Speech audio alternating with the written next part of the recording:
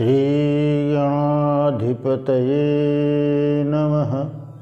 श्रीसरस्वत्यै नमः। लोकाभिरामं वर्णरङ्गधीरं राजीवनेत्रं रघुवंशनाथं कारुण्यरूपं करुणाकरन्तं श्रीरामचन्द्रं शरणं प्रपद्ये। मित्रों, आज हम भगवान राम और उनके नाम के प्रताप के बारे में एक छोटी सी कहानी लेकर आए हैं, जिसे सुनकर आप ये अच्छी तरह समझ जाएंगे और आपको विश्वास भी हो जाएगा कि राम जी बड़े हैं अथवा राम जी का नाम बड़ा है। हुआ यूँ कि एक बार भगवान राम अपने दरबार में विराजमान थे और हनुमान जी उनकी सेवा में लगे हुए थे, और उसी समय भगवान श्री राम जी के गुरु वशिष्ठ जी का पदार्पण हुआ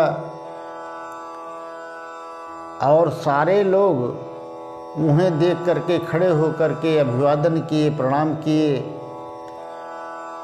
पर हनुमान जी भगवान राम की सेवा में इतने तन्मय हो गए कि उन्हें इसका ख्याल ही नहीं रहा और उन्होंने न तो प्रणाम किया न अभिवादन किया। अब गुरु वशिष्ठ को ये बात अंदर से खटकी और जाकर के भगवान श्री राम से उन्होंने कहा कि राम, यह बताओ कि इस राम दरबार में राम का गुरु का अभिवादन न करके जो अपराध हो उसका क्या दंड होना चाहिए। राम ने कहा, गुरुवर आप ही बताइए, और ऐसा कौन अपराधी है। राम जी ने कहा, तो वशिष्ठ जी ने कहा, देखो अपराधी तो मैं बता दूंगा, पहले आप ये बताइए कि आप दंड देंगे अथवा नहीं। भगवान राम ने कहा, गुरुदेव आपकी आज्ञा हो और आपका अपमान हो और मैं दंड न दूं, ऐसा तो हो ही नहीं सकता। तो वशिष्ठ मुनि ने कहा कि मृत्यु दंड से कम तो नहीं होना चाहिए। भगवान राम ने कहा, अवश्य होगा, और मैं अपने हाथों से दूंगा दंड। आप नाम तो बताइए कौन है वह अपराधी। इस पर वशिष्ठ जी ने कहा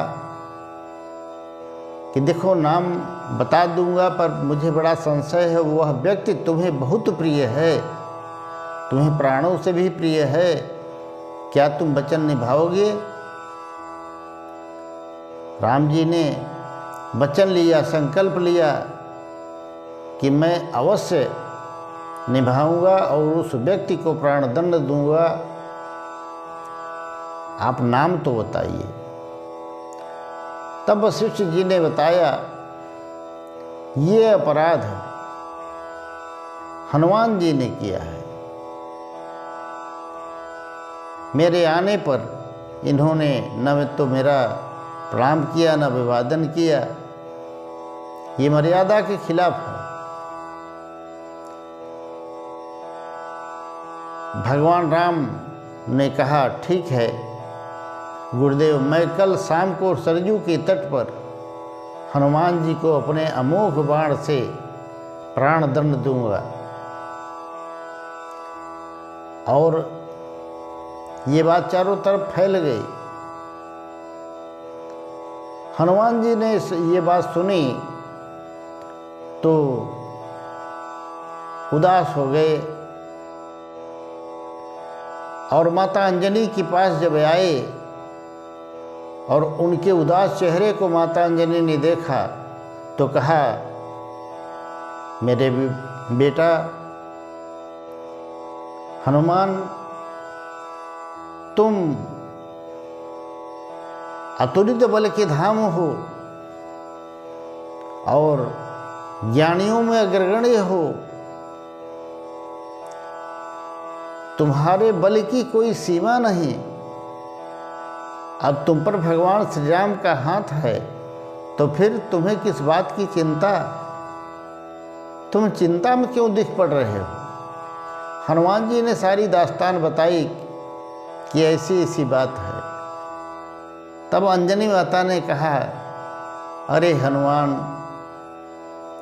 मैंने राम नाम की दीक्षा भगवान शंकर से पाई थी और उसी की घुट्टी तुझे बचपन से लेकर के पिलाई हूँ और वही राम नाम के बल से तुम बड़े से बड़े कार्य करते चले आ रहे हो। जैसे लंका दहन और लक्ष्मण की शक्ति लगने पर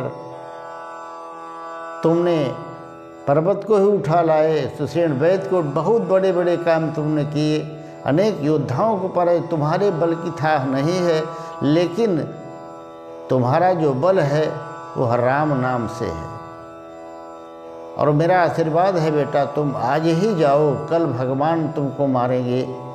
तुम आज सुबह से ही जाओ और राम नाम की रट शुरू कर दो, निरंतर राम नाम जपो। राम के नाम के आगे कोई योद्धा क्या, स्वयं राम भी कुछ नहीं कर पाएंगे। जाओ। हनुमान जी आए, सरजू तट पर बैठ गए और राम नाम का निरंतर जप करने लगे। राम राम राम राम राम राम अनवरत चलता रहा। शाम के समय भगवान राम अपनी पूरे दरबार के साथ, सेना के साथ आए। गुरु वशिष्ठ भी वहीं खड़े थे और राम जी ने अपने बाणों का प्रहार हनुमान जी पर शुरू किया, परंतु उनके बड़े से बड़े बाण, अमोघ शक्ति वाले बाण भी सब निष्फल होते चले जा रहे थे। तब गुरु वशिष्ठ ने कहा, राम, हमें लगता है तुम हनुमान जी के प्रेम के कारण अपने पूरे कौशल से बाणों का संचालन नहीं कर रहे हो क्या? राम जी ने कहा, गुरुवर, जिस धर्म के लिए मैंने अपने प्राणों से प्यारी पत्नी का परित्याग कर दिया, जिस धर्म के लिए पिता का वियोग हुआ, वन में जाकर अनेक कष्ट सहे, तो क्या आज मैं उसी धर्म की अवहेलना करूंगा? कदापि नहीं। मैं पूरे मन और शक्ति से हनुमान को मारने का प्रयास कर रहा हूं। वशिष्ठ जी बोले, फिर?